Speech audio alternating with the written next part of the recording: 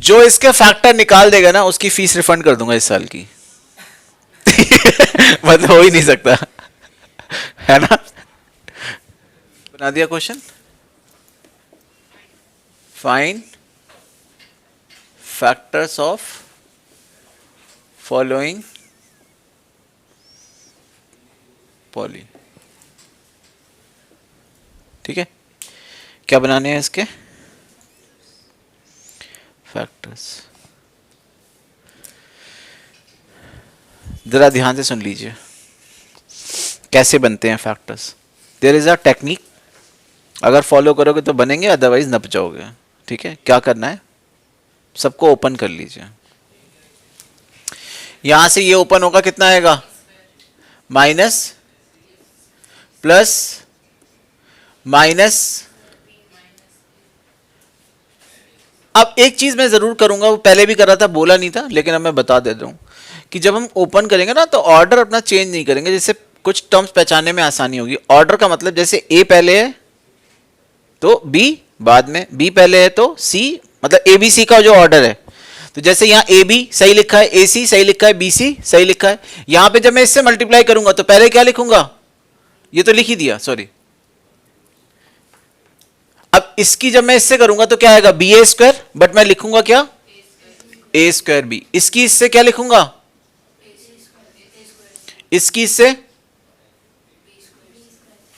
थोड़ा लिखने में अच्छा लगेगा। ठीक है, ओपन कर ली सारी टर्म्स, कोई दिक्कत है यहां तक। ठीक है, अब आपको क्या करना है, जो तुम्हें पसंद हो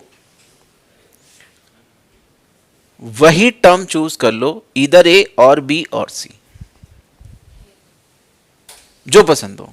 ए पसंद है, आपको बस क्या करना है, अगर आपने ए चूज कर लिया तो सबसे बड़ी पावर ए की जहां जहां है पहले वो लिखेंगे, फिर उससे छोटी, फिर उससे छोटी, मतलब डिक्रीजिंग ऑर्डर में लिखते चले जाओ। तो ए की सबसे बड़ी पावर कितनी है, 2।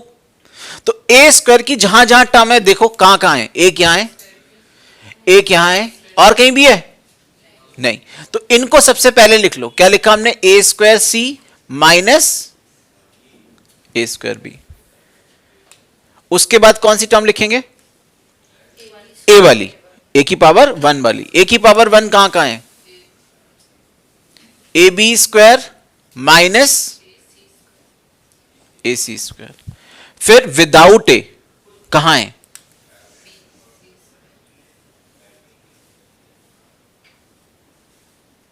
क्या यहां तक बात समझ में आ गई।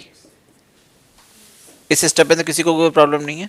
ठीक है, अब जरा देखिए, इस जोड़े में कुछ कॉमन दिख रहा है, क्या बचा अंदर, जरा बताओ, इस जोड़े में कुछ कॉमन दिख रहा है, क्या बचा अंदर, इस जोड़े में कुछ कॉमन दिख रहा है,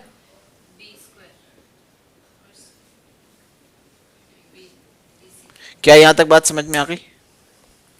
एक चीज कर लेते हैं, जैसे यहां देख रहे हो कितना बच रहा है, सी बी, यहां क्या बच रहा है, सी बी, यहां क्या बच रहा है, बी सी।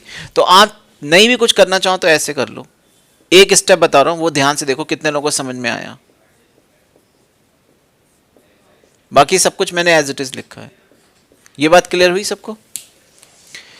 अगर मैं इस ब्रैकेट में से माइनस कॉमन लेता हूं, बोलो, तो इसका ऑर्डर क्या हो जाएगा, रिवर्स। माइनस का क्या हो जाएगा, प्लस, प्लस का क्या हो जाएगा।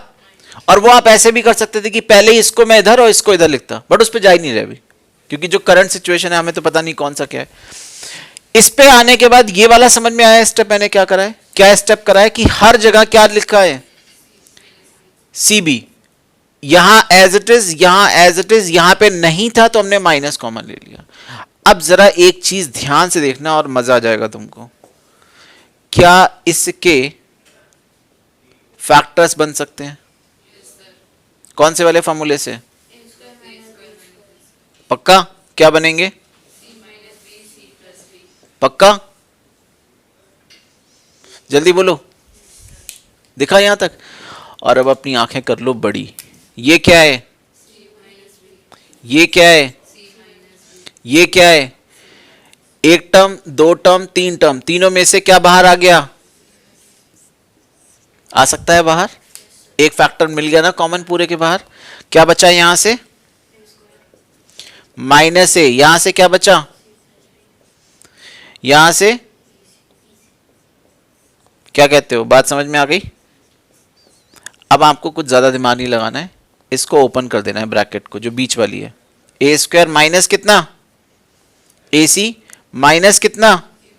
प्लस कितना? B C. इसमें से क्या कॉमन आएगा? और अंदर क्या बचेगा? इसमें से क्या कॉमन आएगा? Minus B. Minus B. अंदर क्या बचेगा? दोनों में ए माइनस सी भी बाहर आ जाएगा। देख ले कितना है बेटा? सी माइनस बी। इस ब्रैकेट में अभी क्या कॉमन ले रहे हैं? ए। अंदर बताओ कितना बचा? इस वाली ब्रैकेट में क्या कॉमन ले रहे हैं? माइनस ए। अंदर क्या बचा? नहीं, माइनस बी। इस वाली ब्रैकेट में कितना कॉमन आएगा? Minus B. अंदर क्या बचेगा? और अब बताओ, ए माइनस सी आ गया बाहर, अंदर क्या बचा?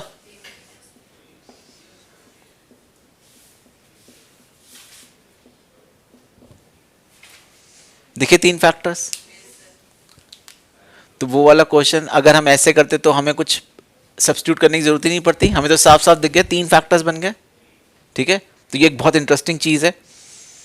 जब 3 चीजों की साइकिल होती है, याद रखना किसकी? इसकी एबीसी की। तो कॉन्सेप्ट क्या है? सबसे हाईएस्ट डिग्री की टर्म लिखो, फिर लोएस्ट, फिर लोएस्ट, फिर लोएस्ट। तो मतलब ए स्क्वायर की सारी टर्म, फिर ए की, फिर विदाउट ए। जोड़ों में कुछ कॉमन लो, ऑर्डर सेम कर लो, फिर कॉमन आ जाएगा पूरे के बाहर, बस बीच में एक फैक्टर बनेगा। ठीक है, समझ आई बात? नोट करो। समझ में आई बात क्या बोल रहा हूं? इस स्टेप के बाद अगर फैक्टर थ्योरम लगाते तो कितना आसान होता है। ए इक्वल टू सी डालो 0, पूरा 0। बी इक्वल टू सी 0 डालो, सी ए इक्वल टू बी डालो, ये 0 आता तो